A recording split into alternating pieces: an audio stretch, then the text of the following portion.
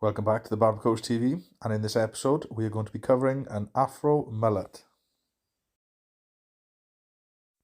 As shown in previous videos in the Afro hair category, you will see when cutting Afro hair into shape and removing length, the hair will need to be combed out thoroughly, cut back into shape, combed out again, cut back into shape.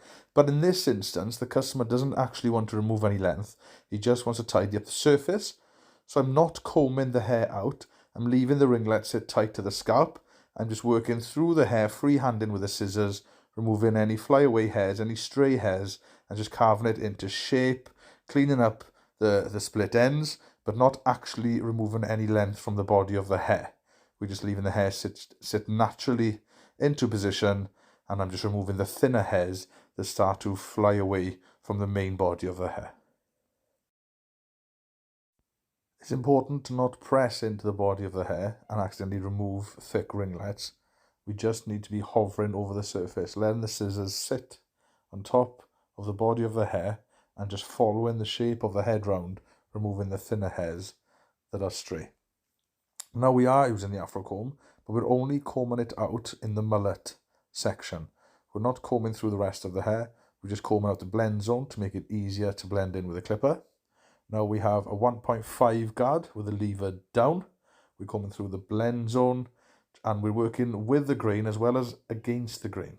We don't normally do this with straight hair, only with Afro hair, because the hair is curly and sits close to the scalp. We then can blend it in from different angles by working across it, with it, and against it. And I'm just setting that blend zone section here where you would connect then the mullet fade to the hair on the top and at the back. I'd like to remove that first, separating the rest of the hair from the fade on the sides. We've now got the guard removed and we've got it open to a half.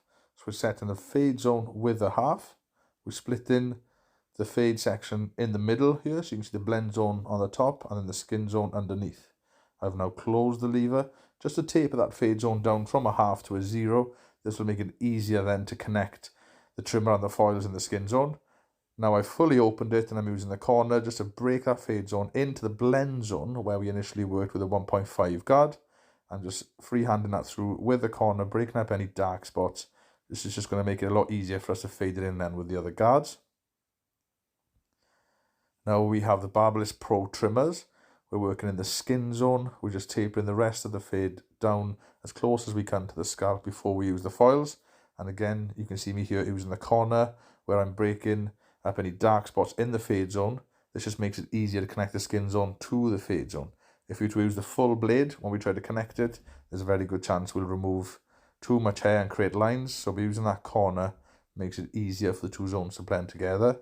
And now I'm using the edge of the Barbers Pro just to shape up the temples, using the corner to set that shape in the concave, and then the flat edge of the blade then to sharpen it up. These are the foil shavers. These are the brawn foil shavers, and I'm using them to take the hair right down to skin in that skin zone, only going over the section that I cut with the Brawn Pro. You can't take the foils into the longer hair, you can only use it over stubble, and I'm also using them to shape up the concave. Now I have the 0.5 guard that comes with the JRLs, and we've got that lever fully open, so it's nearly a 1. But the teeth are a lot shorter on the 0.5 guard, so it allows you to get that a little bit closer to the scalp and get a little bit tighter on the darker spots of hair that we need to blend out.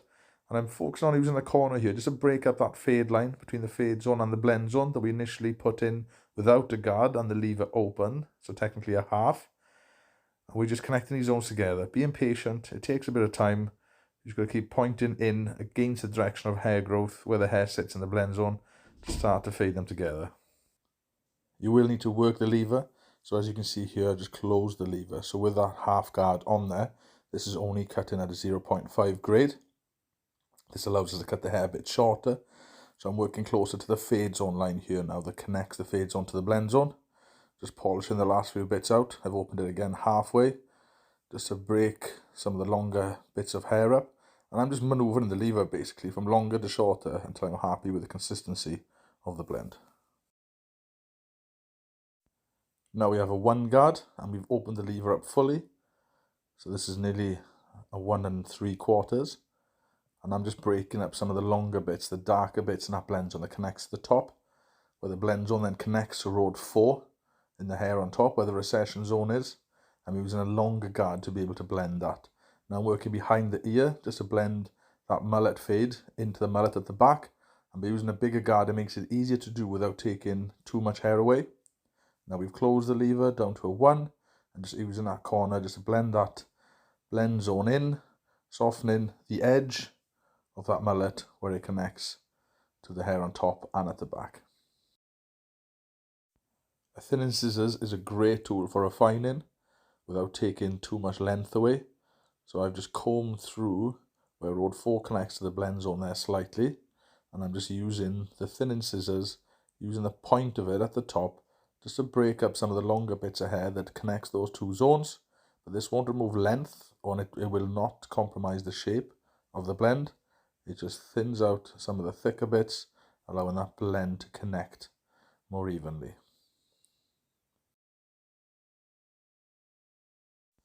If you watch carefully, you will see how each section is targeted specifically and how they all slightly start to thin out and blend together bit by bit. Again, it takes patience. It's all about consistency. But if you target the right areas, you'll see how it all flows and connects together.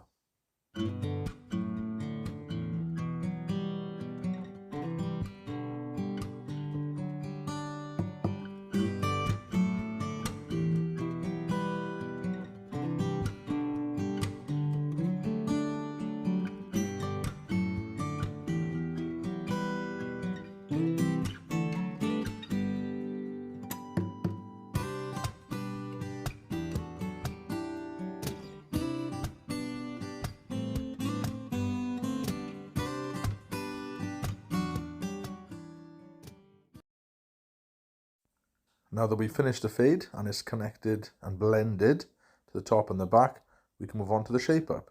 Now it's important to follow the natural outline. As much as we want it to look sharp and to stand out, we still don't want to shave it too far in to the scalp because the regrowth will be really bad and it will not hold its shape for the customer. I'm using the corner here just to carve that shape in, and we've brushed the thickness and the blend zone towards the temple point to really get that 3D effect, having a little bit of a darker edge with the hair slightly longer just to make it stand out. And again, it takes time and patience using the corners of the trimmer just to blend it, to sharpen it and make the shape up really stand out.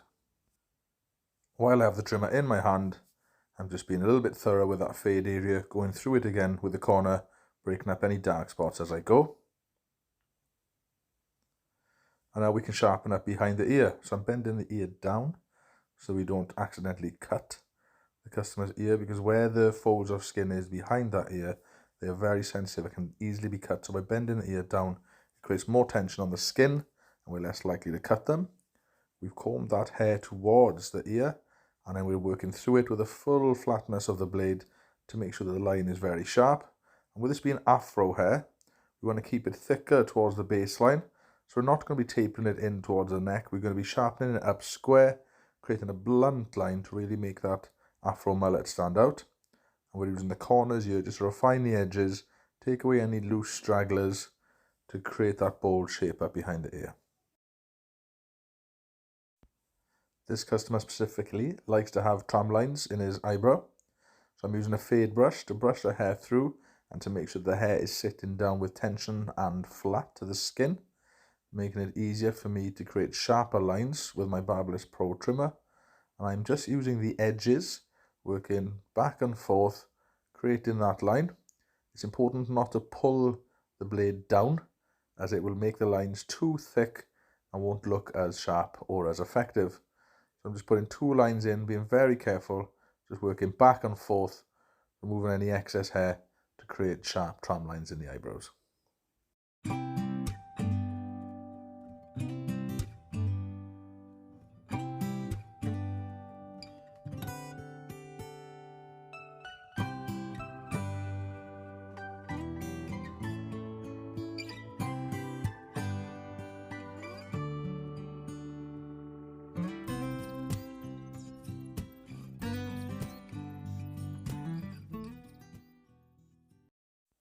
And now we've come to the end. So please make sure you repeat all the methods you've seen from this side on the opposite side. Otherwise the customer's hair will look a little bit weird. I hope you've enjoyed.